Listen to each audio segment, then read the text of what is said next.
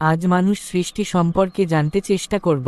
আদম আলাইসাল্লামকে কেন সৃষ্টি করা হলো? প্রতিনিধি বা খলিফা বানানোর জন্য। সূরা আল বাকারা ৩০ নম্বর আয়াতে বলা হয়েছে, আমি পৃথিবীতে একজন খলিফা বা প্রতিনিধি সৃষ্টি করব।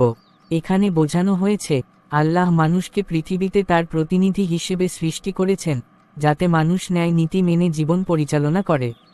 আদম আলাইসাল্লামের সৃষ্টি কিভাবে? মাটি থেকে সৃষ্টি। সূরা আল হিজরের ২৬ নম্বর আয়াতে বলা হয়েছে, আমি মানুষকে শুকনো মাটি থেকে সৃষ্টি করেছি। এবং সূরা আস-সাজদা ৭ নম্বর আয়াতে বলা হয়েছে, তিনি মানুষ সৃষ্টির সূচনা করেছেন মাটি থেকে। অর্থাৎ মানুষের মূল সৃষ্টি মাটি থেকে। এটি মানুষের নম্রতা ও দুর্বলতার একটি স্মরণ করিয়ে দেয়। হাওয়া আলাইসাল্লামকে কেন সৃষ্টি করা হলো? সঙ্গী ও শান্তির জন্য। সূরা আন-নিসার ১ নম্বর আয়াতে বলা হয়েছে, তিনি তোমাদের এক ব্যক্তিত্ব থেকে সৃষ্টি করেছেন এবং তার থেকেই তার সঙ্গিনী সৃষ্টি করেছেন।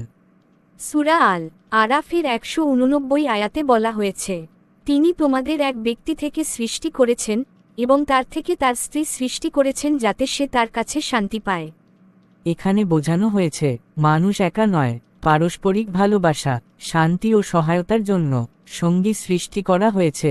জান্নাতে বসবাস ও পরীক্ষা সম্পর্কে সূরা আল বাকারার ৩৫ নম্বর আয়াতে বলা হয়েছে, হে আদম, তুমি ও তোমার স্ত্রী জান্নাতে বসবাস করো। এরপর নিষিদ্ধ গাছের ব্যাপারে নির্দেশ দেওয়া হয়, এটি ছিল একটি পরীক্ষা।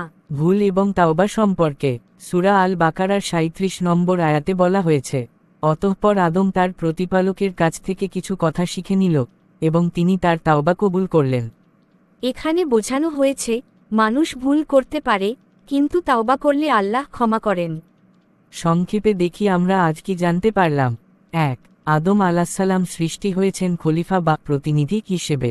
২. আদম আলাইসাল্লামকে মাটি থেকে সৃষ্টি করা হয়েছে। ২. হাওয়া আলাইসাল্লাম সৃষ্টি হয়েছেন সঙ্গ ও শান্তির জন্য।